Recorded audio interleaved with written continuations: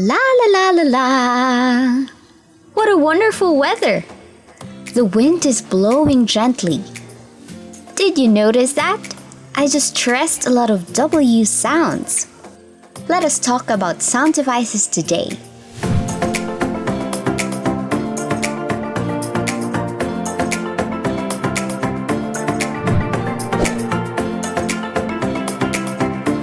Sound devices create musical qualities in poetry. Writers use this to make their written works vibrant and appealing. The first sound device we are going to talk about is alliteration.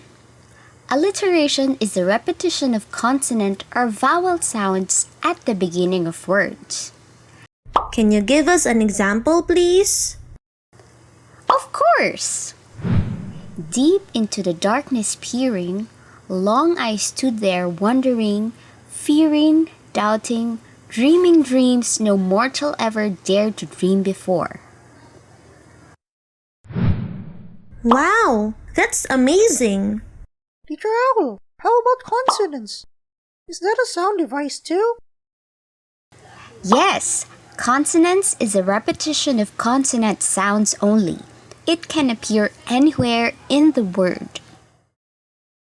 For example, I celebrate myself and sing myself, and what I assume, you shall assume.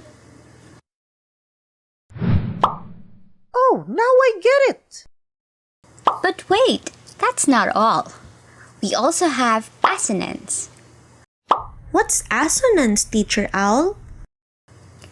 Assonance is the repetition of vowel sounds, typically with different consonants that create internal rhyming within phrases or sentences.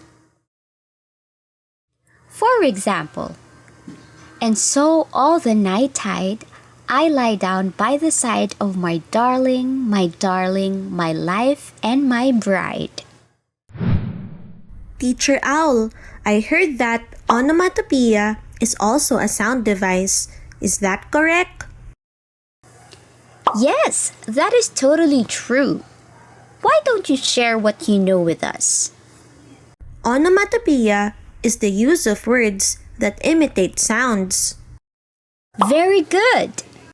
Teacher Owl, can you give an example, please? They can only shriek, out of tune, how they clang and clash and roar.